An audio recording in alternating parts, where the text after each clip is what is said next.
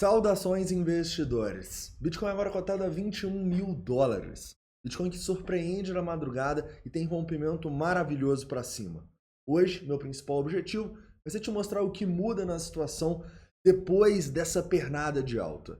Bem-vindos a Investidor Moderno.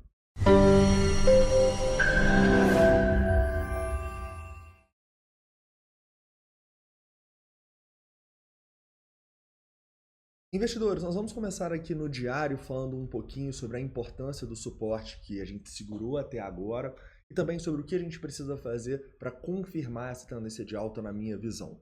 Além disso, a gente vai abaixando os tempos gráficos por 4 horas, 1 hora, 15 minutos, para a gente entender se esse movimento realmente é um movimento verdadeiro ou se é só mais um voo de galinha, né? Ou seja, só um pullbackzinho para a gente voltar a cair. Então vamos discutir não só análise técnica, mas também análise de sentimento no TRDR e no Trading Light, mostrando onde as ordens das instituições estão. Também quero falar um pouco sobre alguns fatores positivos aí dessa pernada de alta, como por exemplo, um S&P 500 também subindo mais de 1% hoje, nem se compara ao pumpzaço do Bitcoin, mas o S&P 500 também demonstrou força. E também vamos falar um pouco sobre a dominância que enfim está subindo, né? O que é muito bom também. Mas antes de começar, eu gostaria de fazer um anúncio para vocês.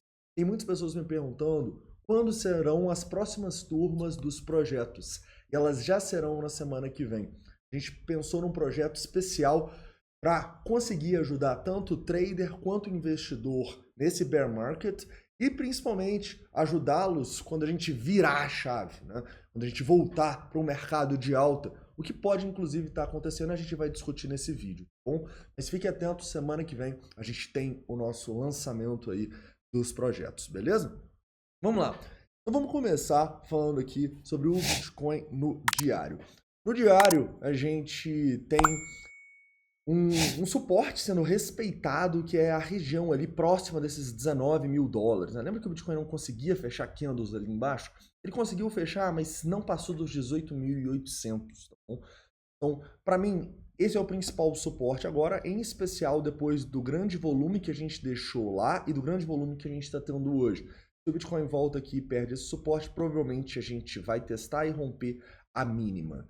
Assim como, nesse momento, ultrapassar aquela zona chata dos 22 seria quase que uma confirmação de uma reversão da tendência de baixa para a gente conseguir continuar subindo e testar o topo. Então, esses são os dois pontos-chave aqui para mim nesse momento no diário, beleza? Se passar dos 22, eu imagino a gente testando 24, 25, por que não? Tranquilo? Abaixando o tempo gráfico, indo para 4 horas, a gente pode entender que foi um movimento bem bonito, né? Afinal, a gente teve muito volume de venda aqui, a gente não via tanto volume de venda há meses. O preço consolidou aqui e fez essa armadilha rompendo para cima de maneira inesperada, né? Mas agora a gente tem que trabalhar realmente com o que o Bitcoin fez, não com o que ele poderia fazer.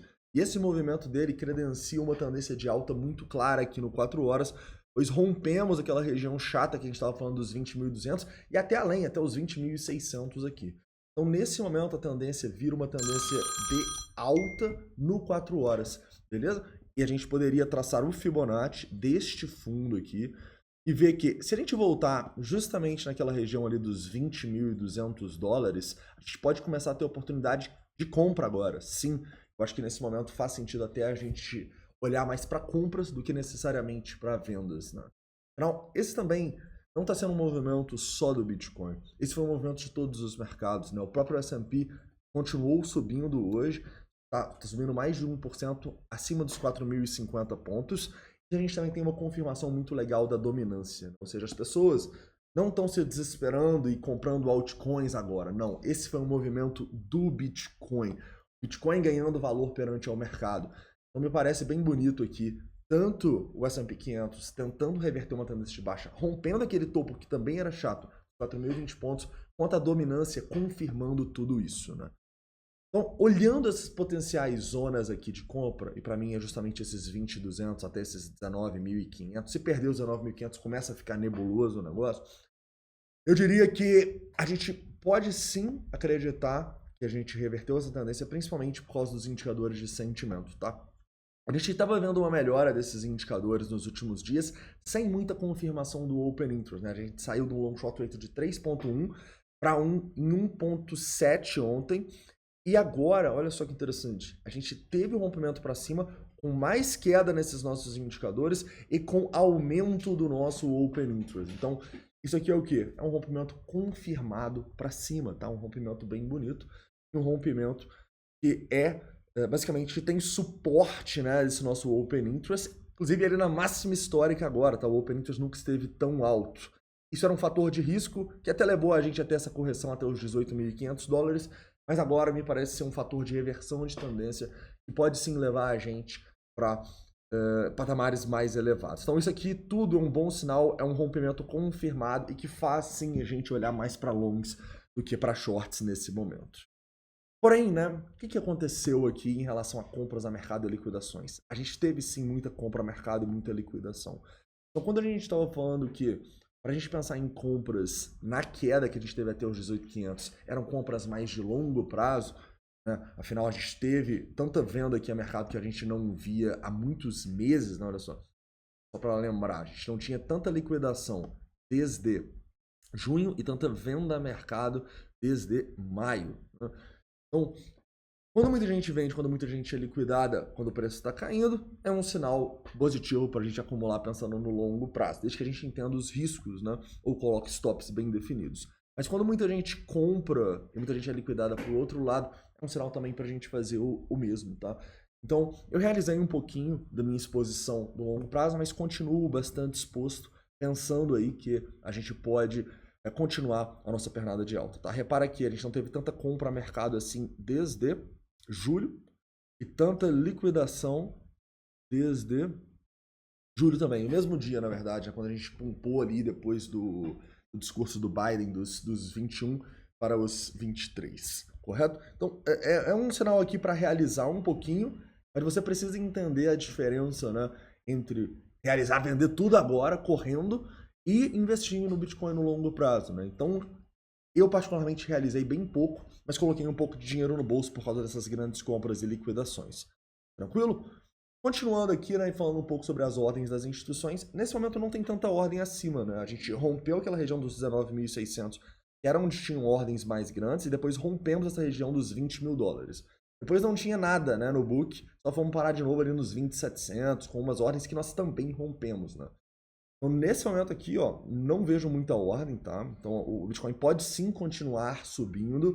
Eu acho que a estratégia mais conservadora é ir aos poucos, bem aos poucos, colocando dinheiro no bolso à medida que ele vai subindo, tá? Mas atenção a essa região entre os 21.200 e os 21.500. As ordenzinhas meio chatas aqui, apesar de não serem gigantescas, são ordens um pouco complicadas. Depois, só lá nos $22.000, beleza? Então, região um pouco chata no curto prazo, e os $22.000 com uma zona que, se romper, não tem mais ordem acima, correto? Falando de ordens abaixo do preço, a gente não tem muitas, tá bom?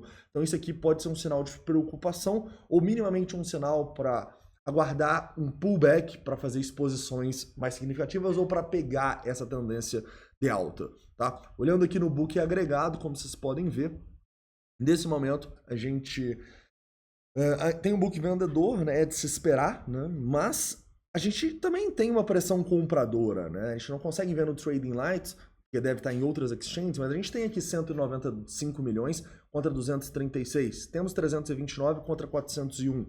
Então, não é que não tem ordem abaixo, é que elas não estão tão grandes quanto as ordens de venda, o que é completamente natural depois de uma pernada de alta tão forte e do preço tão esticado. Beleza?